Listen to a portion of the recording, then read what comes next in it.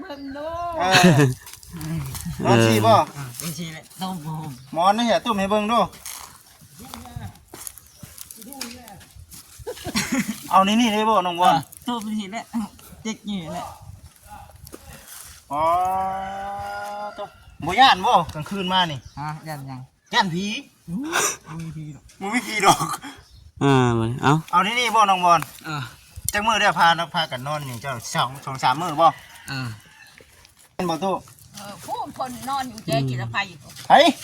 คอยน่ะนอนอยู่พูน เฮ้ยน่ะวังไหนน่ะ ไปบอกนะวอน นี่เลยนอนนี้ นี่น่ะโอ้ นอนนี้ที่แล้วก็เข้าไปนอนในหมู่แล้วบ้าน นี่ เอาชาติบ่ตู้มาปูน่ะ เออ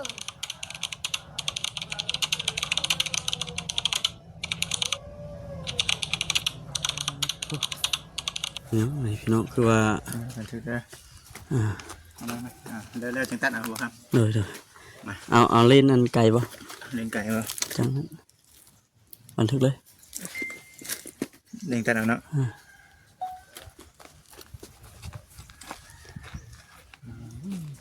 เนาะ เถอะ มาเบิ่งพี่น้อง อย่าเฮ็ดฉันให้บ่จิตได้จังง่ายตึ้มนะ เสาเฮือนบ่นี่พวกกัดกินเบิดแล้ว พว นี่ ก เนาะ กัดพวกเห็นบ่ได้เนาะ พวกกัดมาแล้ว ตัวหมุนเบิดแล้วพี่น้องเลยเนาะ มุนมาแล้ว อ๋อพี่น้องเด้อมานี่ก็ได้กับทักทายสบายดี FC ทุกท่านเนาะทั้งช่องของทางบ่อคำนำ แม่น แล้วก็ช่องของทางบ่อจิตพร้อมเด้อพี่น้องเด้อมานี่ตามคำแนะนำเนาะของทางชาวบ้านเพิ่น แม่น ทางบ่อจิตเองพี่น้องเนาะได้เขามาหาครอบครัวหนึงทางชาวบ้านชาวเมืองเพิ่นบอกว่าโอ้ยเนาะนอนในดินกินในหญ้าถือว่าครอบครัวเพิ่นนี่อนาถาไอดีพี่น้องเอ้ยเนาะ แม่น คือว่ามีหลานชายเนี่ยเนาะอยู่น้ำเมทเท่านี่แหละพี่น้องเอ้ยมานี่ทำบุญจิตเองได้มาฮอดมาถึงได้มาเห็นสภาพก็ป้อตัวเจ้าพ่อเพิ่นยังนอนในขี้ดินเนาะ เพื่อนมีอยู่เนาะแต่ว่านอนอยู่อันน้ำขี้ดิน นอนอยู่ในขี้ดิน สาเหตุที่ว่าเพิ่นนอนก็คืออีแหละพี่น้องคือเห็นนี่แหละนะ คือเห็นนี่แหละนอนเพื่อนซีเบิดเลยอันนี้ตู้เอ้ยไปเฮ็ดได้เนี่ยฮะคือให้ปวกมากินคักแน่แท้นี่มุนบ่แล้ว โอ้ มัน เอ้าบ่ให้บ่นี่ ยันมันจะตกนะมันจะหักนะ บ่โอ้ยเอานะสบายดีสบายดี สบายดี สบายดีแจ้งอยู่บอกว่าครับ อ่า เป็นจังไดแม่ยังก็จะชื่อหยัง ชื่อเชงเนี่ย แม่สิง แม่ชื่นแม่ชื่น แม่อีเซิน มีซื่น โอ้น้องชื่อได้ไหนก็น้อง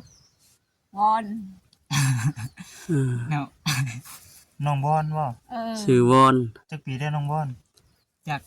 อ๋อ ไม่ได้นับ บ่ได้นับซ้ บ่ชื่ออายุตัวเอง ำเป็นจังไดคือพาแม่ตู้นอนขี้ดินนี่น้องบอน จังหวะละเอาหูแล้วมันเพื่อนหักกันเนาะเห็ดเกะเอาเห็ดเลยได้หามันรู้แล้ว อ๋อ มันบ่แล้ว หมดแล้วนะฮะมูมี่นี่แหละมูมีเงินมูมีคำบ่ได้หาเงินหา เฮ็ด คำ แต่ดนนะบ่นะ แต่เขาดำนา แล้ว เออ น้องบอนนี่คือแม่เฒ่าบ่น้องแม่เฒ่าบ่ แม่เฒ่า พ่อกับแม่ได้ใส่เป็นจังไดพ่อกับแม่ แม่ก็อยู่หน้าอยู่บ้านเขาพอแล้วอยู่บ้านน้ำ ก็ พุ คือ ใหม่ นี่คือว่าไปเอาผัวใหม่แม่นบ่ เออ ปล่อยให้น้องบอนอยู่กับแม่ตู้ เออ อืม อืมน้องบอนจักเดือนแล้วนี่พาแม่ตู้นอนขี้ดินนี่ ประมาณ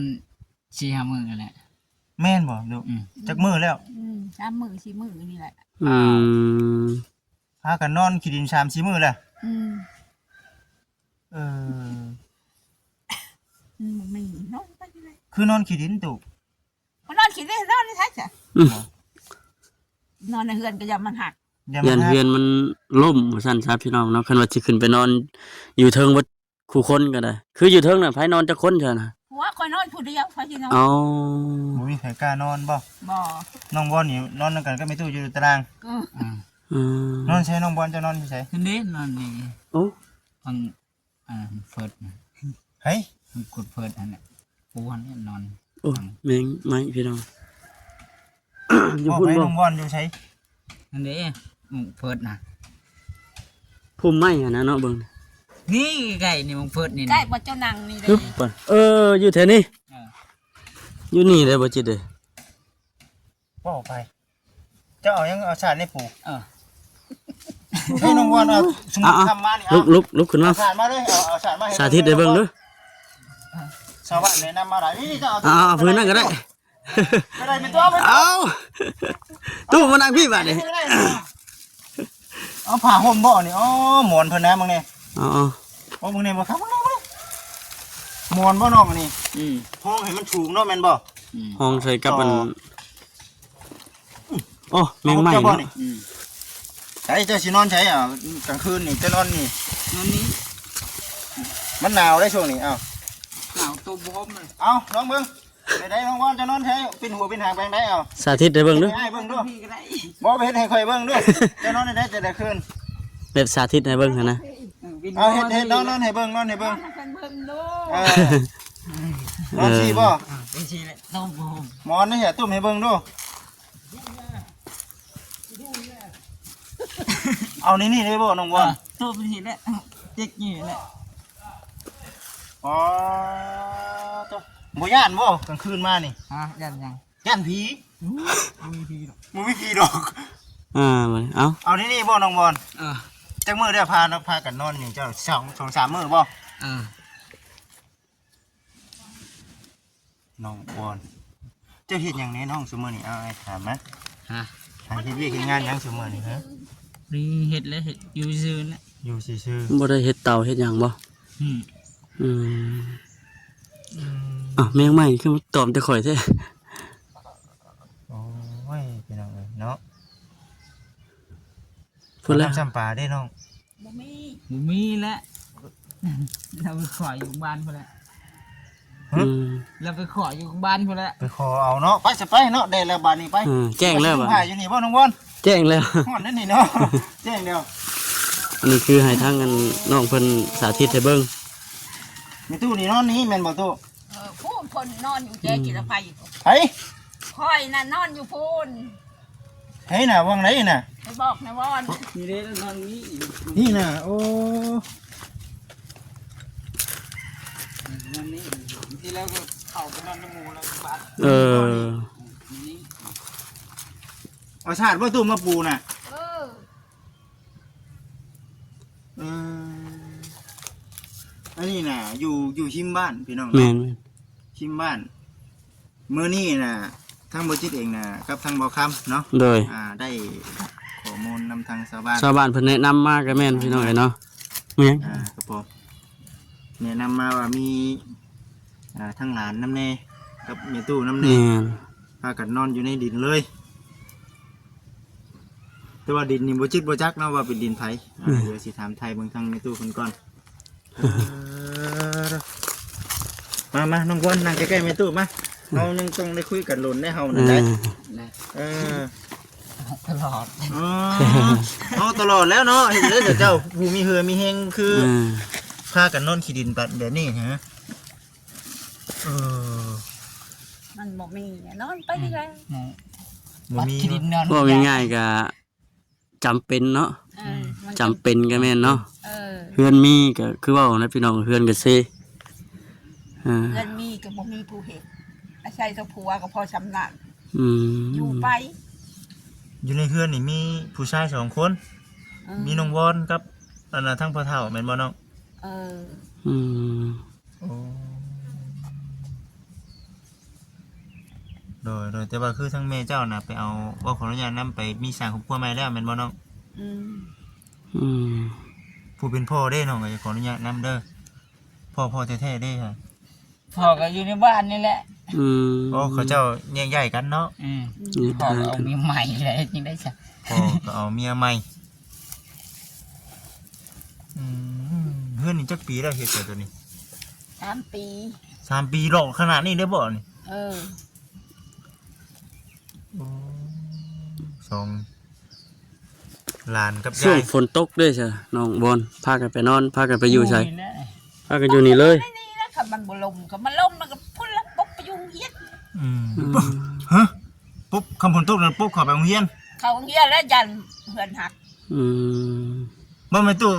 เว้าจากใจจริงๆพากันนอนขี้ดินกินกลางหญ้าไปนี่เนี่ยแต่ล้นแล้วหรือว่าจะ บ่นะหาก็นอนหาคืน โอ้ นะ หาคืน อืม แล้วก็สินอนตลอดไปแล้วบัดนี้ก็มันบ่ได้แม่นบ่ ก็นอนตลอดไปแล้วเขานั้นมันบ่มี โอ้ บ่มีผู้เห็น อืม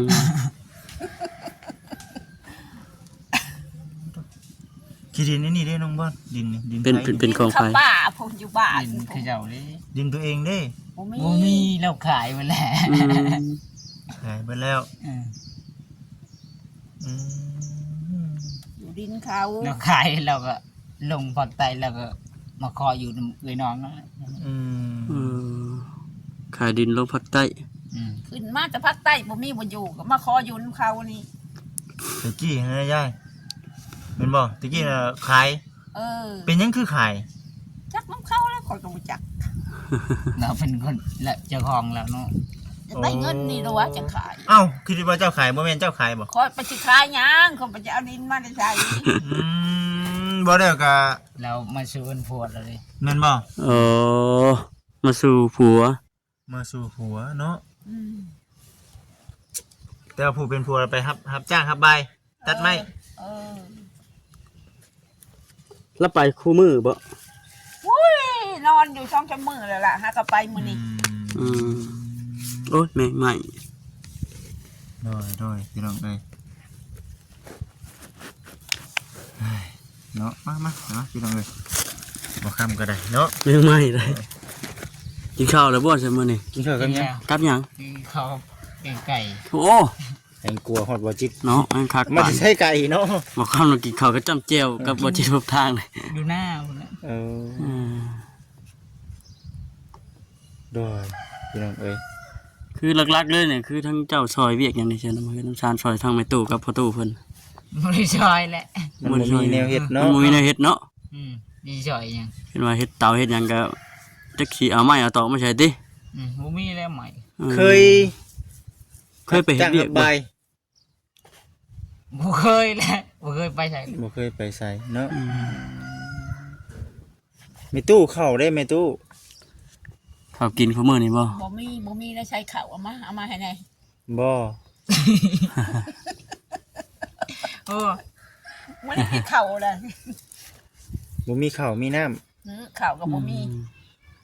เอามาบัดมันเบิดได้สภาพกันเฮ็ดได้ไหนน้องอันน่ะน้องบอน ซื้อได้ ซื้อ 10เช้าก็ไปซื้อ50 60ก็ซื้อ อืม ก่อนนี้ไฟถูกก็ยังบ่ทอคอยหรอกเขาก็บ่มีเฮือนก็บ่มีดินก็บ่มีหักคอยอยู่เชื่อมช้ำถาให้มันตาย โอ้ยคือว่าในนั้นเนาะ มันหึงอะไรก็ไม่เห็นตาย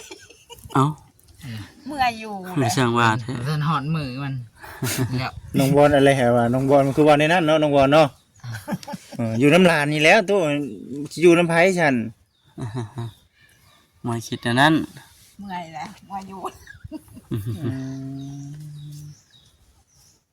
น้องบอนเห็นครอบครัวแบบนี้เจ้าคิดในไหนตอนนี้เอ้า มันขึ้นยังละ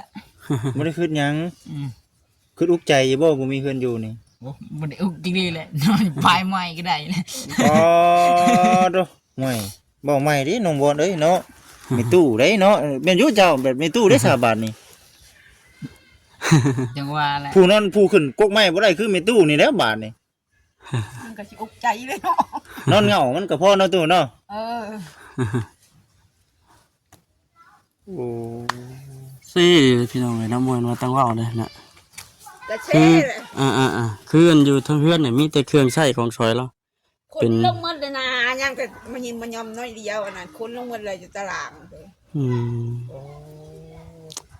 ปวกกัดกกเสาปุ้ยพุ่น เนาะ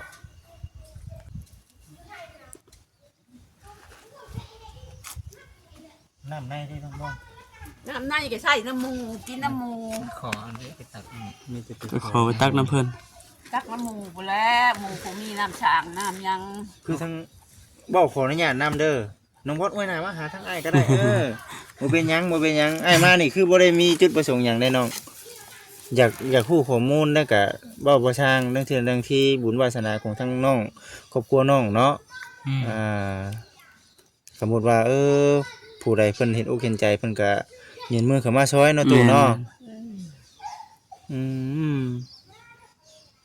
น้ำในก็เฮาไปขอน้ำเขาเนาะ เออ โอ้ยพี่น้องเอ้ยมาช่วงยามนาเด้น้องบอล น้ำหน้าก็ซอยหมูแล้ว ซอยบ่ ไปด ไปด ซอยหมู่ไปดำบ่ อืม ำคนกล้าคนยังแหละ คนกล้า ำ บ่โอ้เพิ่นให้เจ้าวันเท่าไหร่ก็ วันละแสน วันละแสนอ๋อ คือหลักๆเลยก็ช่วงยามนากับมันยามเกี่ยวข้าวนี่ยังว่าพอมีเวียกเฮ็ดอยู่เนาะ เออย ามเกี่ยวข้าวก็ไปรับจ้างเกี่ยวข้าวสิเนาะ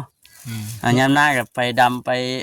ลกก้าไถให้ไถนาให้กับเจ้า เออ แต่นี่หั้นนะพี่น้องเอ้ยเนาะแค่นว่าช่วงแรกๆดีก็ห้วยก็คือแบบนี้โลดแล้วนี่ เฮาหาเวียกเฮ็ดยากนะพี่น้องเอ้ย ไม้นี่เป็นไม้ของไผใส่นี่น้อง ไม่ของเขานี่แหละไม่ของกระบะกระลุงเลย ยังบ่แม่นของเฮาบ่สามารถเฮ็ดทานได้เนาะแม่นบ่ พอแล้วไม่เพื่อน แม่เพิ่นเนาะ โอ้ยพี่น้องเอ้ย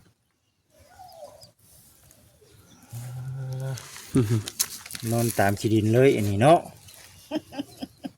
นอนตามขี้ดินนี่แหละมีมันนอนไม่ใช่ อืม สินอนแบบใดอีกแบบนี้แม่ตุสิเอาแบบโอ้ยเนาะหาไม้มาอีกเนาะน้องมีบ่ไม้ บ่มีแล้ว อืม ไม้ก็บ่มีโอ้ตัวนี้กำลังเฮ็ดกระต๊อบไม้แม่นบ่ อืม อืม กำลังเฮ็ดกระต๊อบห้าง ตัวนี้มันห้างแล้วพี่น้องเอ้ยเนาะ มันห่างแล้วจ้ะ อ๋ออันนี้คือเป็นจังได๋เนี่ยเฮาซื้อเอาบ่ไม้ดึงไม้ดึงตอกนี่นะ ชื่อแล้ว อืม จังน้องบอลบุกใจได้น้องบอลว่าฉันเนาะ ลูกแหละ บุกบุกว่าน้องบอลเนาะโอ้ไม่ตู้บุกใจบ่ไม่ตู้ อุกแล้วคอยบอกว่าบอกอุกคอยอุก โอ้ วัดเพื่อนคอยอุก รถเพิ่นแต่อุกติ บอกลูกบอกหลานอยู่บ่ โอ้ยก็บอกแล้ว หากินได้ซะน้องเอาอันนี้คือไอ้ถามแบบกันเองเลยนี่เอาแต่ละมื้อแต่ละวันนี่เอา หาอยู่หากิน หาอยู่ นะ หากินตามธรรมชาตินี่ อยู่ตรงไหนตรงหน้าแหละ อืม บ่ กบเขียดบ่ ป้าแหละ ปลา โอ้ปูปลาหน้าน้ำอันนี้ไปหาอยู่เนาะนี่เนาะ อืม อันนี้คืออยู่ในชุดได้นี่คือเจ้าอยู่ตอนนี้เอาเฮ็ดเวียกบ่ ชุดเฮ็ดเวียกได้นี่เนาะโอ้ มันยังมือเจ้าถึกยัง ถือคุณตี ถือคนตี ไปเฮ็ดเทือน โมเลเห็ดถูกรถเลยแหละ เฮ็ดทุกรถให้กับเจ้า ให้ทุกรถบ่ บ่มันเห็ดและเห็ดซอยนะ เฮ็ดซอยให้เพิ่น ช่วยกันดิยายไว้ไหนพี่ดูเออเด้อคือว่าในเขายังไรบ่เขาตอนนี้ บ่มีนะ บ่มี แต่จะกินเนี่ยในยังสิบ่มีเลย เออ พากันอดข้าวบ่ บ่ได้อดแล้วมันมีเงินถึงเห็นไหม อันนั้นเร็วเขาบ่อดนั่น โอ้หากมื้อแรงนี่ยังบ่จักว่าสิได้กินข้าวอยู่บ่แม่นบ่ จังว่านี่แหละเสียงสิบ่จักอยู่จังสิ ยังมือจักอยู่จักสิได้หรือบ่ติอืม คันมีเงินเดี๋ยวบ่ยากดอกไปเอาในใช้ก็ได้ ถ้ามีเงินนี่ไปเอาใส่ก็ได้เนาะ ได้ เนี่ยตัวมันบ่มีแล้วเนาะตู้เนาะ เออ โอ้โดยพี่น้องเอ้ยอันนี้เป็นอุปกรณ์ของเจ้าบ่น้องนี่ฮะ นี่เฮือนนี่แหละจังกูก่อนเพิ่นแล้วเราเอามาตัวใหญ่เราเก็บมา ผู้ใหญ่แล้วเก็บมานะ อืม อืมนี่แล้วพี่น้องเอ้ยเนาะนอนอยู่กลางขี้ดินแบบนี้เลยนี่ติ นอนนะนอนได้ก็นอน นอนได้แต่ก็นอนว้ายไม่ตู้เว้ยเนาะพากันนอนอยู่กลางขี้ดินแบบนี้เลย เป็นครูเพิ่น แบบนี้แล้ว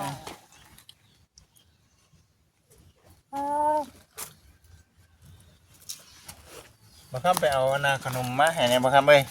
ในหลังบ่ แม่นเพราะว่า เบิดเลยบ่ อันนาครึ่งหนึงเด้ตัวที่ครึ่งหนึงของทางบ่จิตอันนาเอาไปให้ทางเขาเจ้านั่นพี่น้องเอ้ยเนาะเคยไปให้ทางอันนาครอบครัวที่ผ่านมาพี่น้องเอาแบ่งครึ่งกันเด้อว่าซั่นเด้อ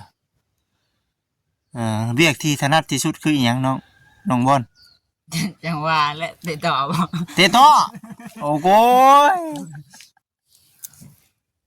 เอาดีๆเด้น้องบอลเด้เนาะไม่ตู้บุมีกินบัดจอยลงได้จะหน่อยนี่ โอ้ยธรรมดาแหละ เคยอดข้าวอยู่บ่น้องอะไอ้ถามไปทีอะ อดคือกันนั่นแหละ อดบ่โดนที่สุดจักมื้อ โอ้บ่ฮอดสิมือดอก บ่ฮอด4-5มื้อ อืม อยู่ในมื้อตอนอดน่ะพากันกินหยังเอา จังว่าแหละ บ่อันนี้ให้เจ้าเดาอันน่ะครอบครัวของเจ้าให้อ้ายพังเบิ่งหั่นนะ ไม่ได้เคยอดละคอยหากินจนได้กิน อด บ่ ก็มีแต่อดกินข้าวมื้อ โอ้หากินเนาะ อืม อื หาม กิน หากินจนได้เนาะ จนได้คนแลหมูคือเห็นหมูอาหารเดี๋ยวจะได้กิน หมูคิดเห็นเนาะโอ้ยมีแมงขี้หนักหลายแท้นี่ฮะ เนาะ เออไปน้องก้อนยับไปจะหน่อยไอ้ดังน้ำแน่อืม นี่เอามาปูอยู่พี่ ฮะ บ่เป็นหยังนั่งนี่ก็ได้ตู้เอ้ย บนอันนี้บนไผ่นอนนี่อ้าวขออนุญาตน้ำนี่ ใครสินอนบ่ มานั่งเด่นตัวนี้ อืม บนเจ้ามึงขึ้นนี่จะนอนใช้ตัวน อน ฮะ นอนเฮือน อันนี้ เออ อ่าเออมือได้จะนอนอยู่นี่ 2 มื้อ 3 มื้อพอนอนนะ อืม 2-3มื้อจะนอนนี่ เออ เมื่อคืนนี่ปุ๊บไปเทิง เออ สมมุติว่ามันลมขึ้นมาได้ค่ะสิลงทันบ่ มันลมกับชิลงแล้วแหละขันหูจักว่าลมพอดามไม่ได้ลมคืนนี่ เสามันย่อขึ้นแล้วน่ะเนาะ เออ มันวิดดินแล้ว ค่าใหม่ตัวนี้สิ ค่าไม้เนาะ เออ คำไว้เนาะ ค่าไม้ค้ำไว้พี่น้องเอ้ย ขันบ่ค่ำนี่กับบ้ามึงยิงหางกึ่งลึงเลยแหละ น้องบอนชื่อมาต้อนมานี่ อันนี้บ่ขออนุญาตนำได้กินได้อยู่บ่นี่ บ่ได้บ่เคยได้กินจักเถื่อได้ เคยได้กินบ่ อืม อันนี้ก็คือว่าเด้อน้องบอนเด้ออยากเอามาให้กินได้นี่โอ้ยเอาน้องบอนเอาลองกินให้เบิ่งดู ต้องซิมให้เบิ่ง เอาไม่ตู้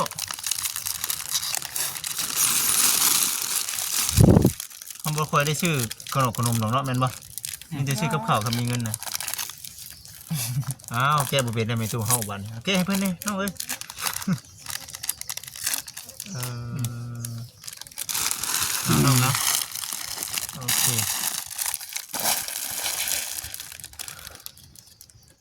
กินก่อนเด้อทำบ่ได้กินจักเถื่อ บ่ได้กินจักเทื่อ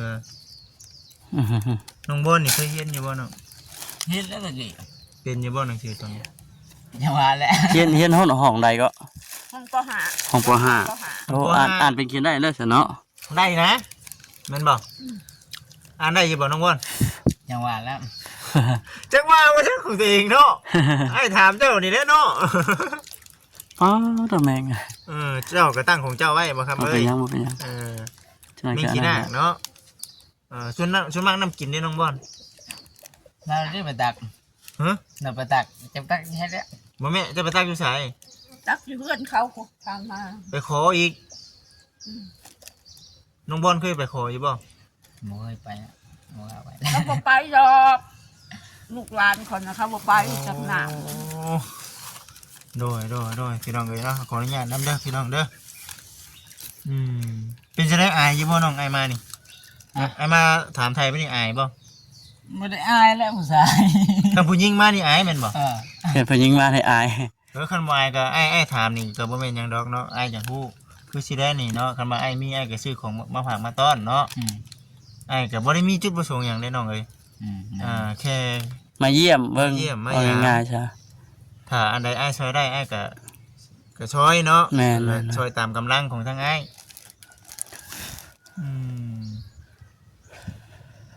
หากคือว่าได้เห็นน้องว่าพากันนอนขี่รถขี่ดินไปนี่ก็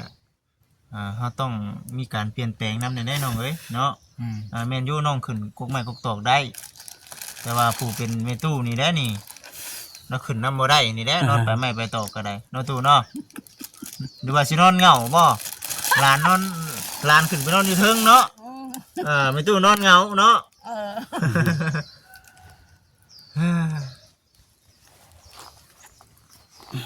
เจ้าอุกใจนำบ่ โอ้ยช่วยมาหลายครอบครัวแล้วพี่น้องเอ้ยเนาะก็เห็นหลายรูปแบบเนาะบางคนก็นอนตามเครือตามสั่งไปก็มี นอนอยู่น้ำเครือใหม่ก็มี เคยเห็น คืออู่นี่ เนาะ แหละ อันนี้เคยเห็นแต่ว่าผู้ช่วยก็คือทางคิดของทางง่ายๆเพิ่นแหละแต่ว่าที่ผ่านมาก็นอนตามกระตุงกระตุไปก็มีเนาะแต่ว่าอันนี้คือมาเจอในครอบครัวน้องวอนนี่คือว่าเนี่ยเนาะผู้เพิ่นนี่คือส่วนมากนี่บ่ได้ค่อยไปทางใดไกลเนาะน้องเนาะแม่นบ่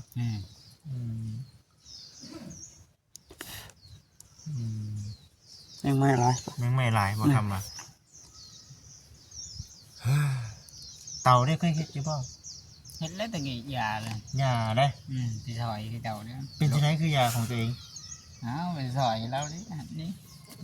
เอาเงี้ยนะ เฮ็ดของตัวเองเนี่ยคือบ่เฮ็ดเป็นของตัวเอง อ้าวน้ำมันมีไม้มีตอก บ่มีไม้บ่ โอ้คือว่าสุดอยู่ได้พี่น้องเนาะกับครัวเพิ่นนี่ก็ได้หากประตูแล้วน่ะนอนเทิงทั้ง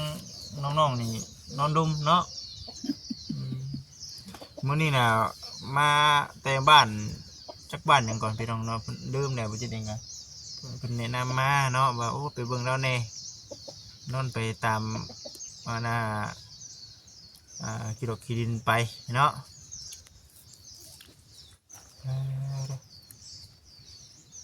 เอาท่านคือว่าได้พี่น้องเอ้ยเขานี่ยังบ่มีจังมิดบ่เขานี่บ่มีจังมิดบ่ชื่อโลเท่าไหร่ก็น้องบอลเคยไปซื้ออยู่บ่ บ่เคยนะ บ่เคยเคยอย่างนี้เอาน้องบอลเอาเดี๋ยวนี้เคยอย่างนี้เอาบอกให้ดูปัจจุบันนี่เอา ทานเลยแหละเอาบ่เคยไปซื้อเนาะซื้อแต่ข้าวต้มกับนมแล้ว อ๋อข้าวต้มขนมนะชื่ออยู่โอ้ยดึงครับเฮ็ดเวียกรับจ้างดิเคยเฮ็ดเวียกอย่างนี้เอา เรื่องว่าแหละบ่จักมัน สงสัยบ่เคยเนาะที่ผ่านมาก็มีแต่เฮ็ดไปน้ำมูน้ำคูไปแบบนั้นขอกินน้ำมูน้ำชาวบ้านไปเนาะแล้ว